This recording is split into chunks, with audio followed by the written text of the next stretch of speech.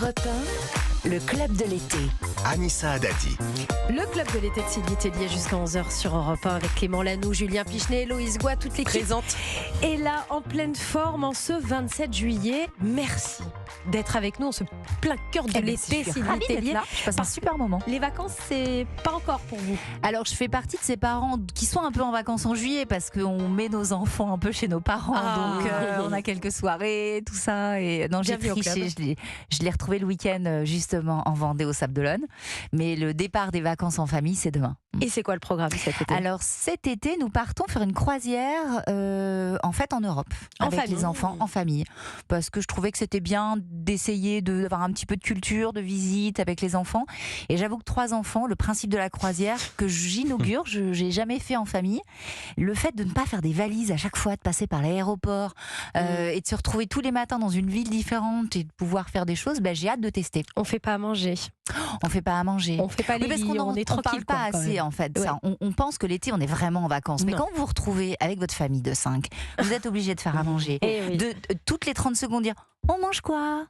Et ils ont quel âge vos enfants, Sylvie ? J'ai 5, 9 et 13. Oui, ils sont encore petits, Héloïse. Et alors, c'est quoi la trajectoire de votre croisière en Europe ? Alors, on part d'Italie, on part de Venise et on va faire Venise, on va faire la Grèce, nous allons en Turquie, on passe en Croatie, donc Croatie, pardon, je vais le faire dans l'ordre, et ensuite l'Italie. Et on remonte par la pointe de l'Italie, on fait la boucle. Donc là, vous faites des vacances lâcher prise. Vous n'avez rien à gérer en fait. Rien à gérer.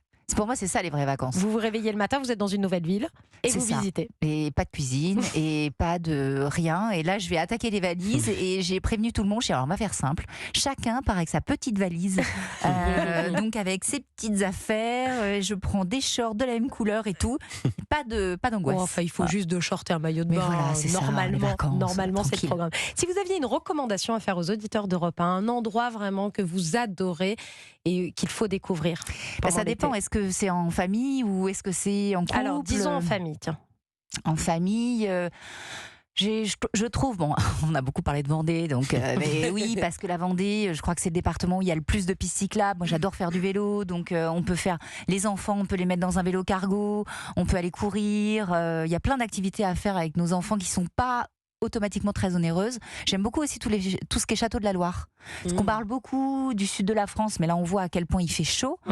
Avec des enfants, c'est pas possible. Quand il fait 40 degrés, vous êtes entre parasol, crème solaire, insolation, hydratation. En fait, vous n'êtes pas du tout en vacances. Donc parfois, il vaut mieux choisir peut-être des destinations un peu plus vertes. Je vais aller faire un tour en Lozère aussi, dans le Cantal, parce que j'aime profiter de l'été pour aller aussi se faire un petit bain de nature avant de se replonger dans cette vie parisienne. On l'a compris, les vacances de Sylvie Tellier, il y a de la culture et de la nature. C'est ça. C'est quand même les 2 maîtres mots. Est-ce que vous savez à quoi ressemblaient les étés autrefois ? Ça, c'est la mission de Julien Pichenet, tous les matins, de nous présenter une archive trouvée bien sûr dans le grenier d'Europe 1. Et aujourd'hui, Julien, vous évoquez ce qui a fait fureur en 1964. Oui, ça ne passait pas inaperçu durant l'été 64 dans les piscines, sur les plages. Le monokini était à la mode en 64. Alors le monokini version 64, c'est une grande culotte avec une bretelle toute fine qui fait le tour du cou. La poitrine reste à l'air libre.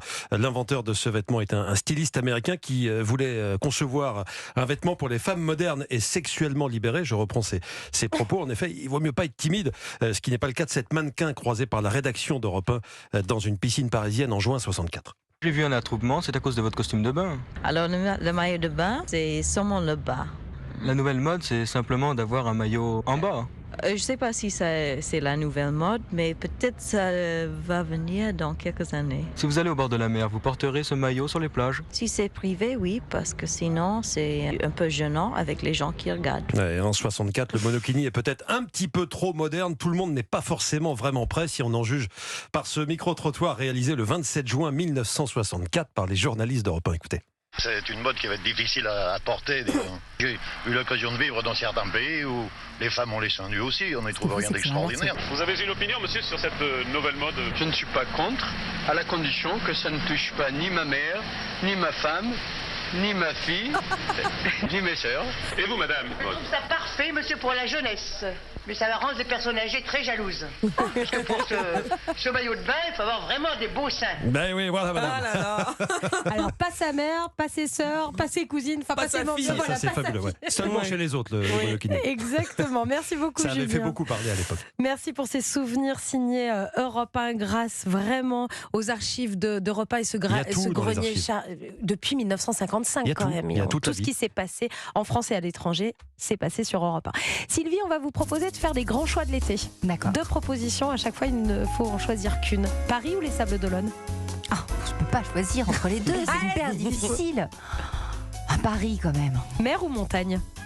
Mer. Miss France ou Miss Univers? Oh, Miss France. Au bord de la piscine ou à la salle de sport? Ah, c'est hyper difficile. Je fais d'abord du sport, ensuite je vais à la piscine. Ah ouais, ouais. Vous faites du sport dans la piscine. Ouais, sport. J'ai choisi mer. Vacances en France ou à l'étranger? Hyper difficile aussi. Allez, la France, bien sûr. Grillade ou fruits de mer? Grillade. Tongs ou nu-pieds? Tongue. Chapeau, casquette ou bob? Casquette. Pelle ou râteau? Pelle. Grasse mat ou after? Grasse mat. Étoile filante ou étoile de mer? Étoile de mer. Tu tires ou tu pointes? Je tire. Miss un jour ou Miss toujours? Miss toujours. Merci beaucoup Sylvie Tellier, invitée du Club de l'été jusqu'à 11h sur Europe 1. Dans un instant, l'indispensable culture d'Héloïse Gouaille. Ce sont les enfants qui sont à l'honneur aujourd'hui, sans oublier que dès 11h, on se régale tout l'été sur Europe 1.